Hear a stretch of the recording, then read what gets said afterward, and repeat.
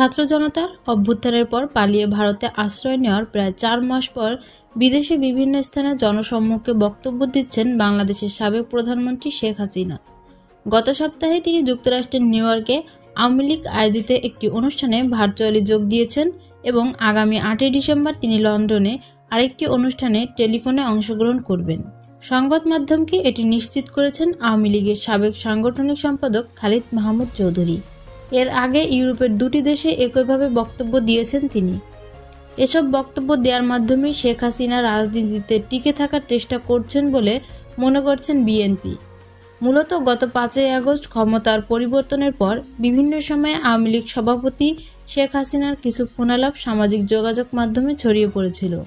যদিও সেগুলো সত্যি তার কথোপকথন কিনা তা সঠিকভাবে যাচাই করা সম্ভব হয়নি, তবে সেই রেকর্ডগুলোতে তার দলের নেতাকর্মীদের উদ্দেশ্যে নানা ধরনের রাজনৈতিক নির্দেশনা দিতে শোনা গিয়েছে। কিন্তু ওইসব ফাঁস হওয়া কল রেকর্ডগুলোকে বাদ দিলে শেখ হাসিনা এবারই জনসম্মুখে বক্তব্য দিতে দেখা যাচ্ছে।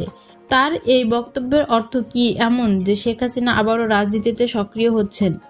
বাংলাদেশ ও ভারতের মধ্যে বর্তমানে যে ধরনের টানাপোড়েনমূলক সম্পর্ক চলছে, এর মাঝে হঠাৎ করে শেখ হাসিনার সরাসরি বক্তব্য দেওয়ার বিষয়টি অনেকেই মনে করছেন যে শেখ হাসিনা কিংবা আওয়ামী লীগ বিরতি ভেঙে ফের রাজনীতিতে সক্রিয় হচ্ছেন।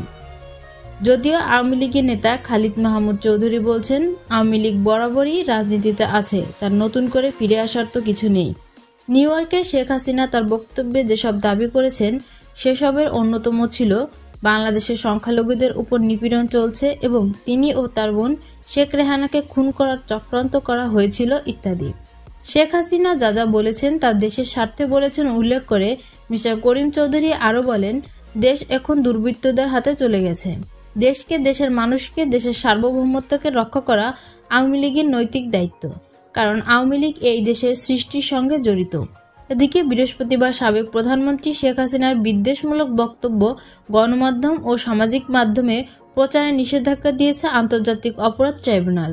বিগত আওয়ামী লীগ সরকারের আমলে বিএনপির ভারপ্রাপ্ত চেয়ারম্যান তারেক রহমানের সব ধরনের বক্তব্য, বিবৃতি গণমাধ্যম ও সামাজিক মাধ্যমে প্রচার ও প্রকাশে নিষেধাজ্ঞা দেওয়া হয়েছিল।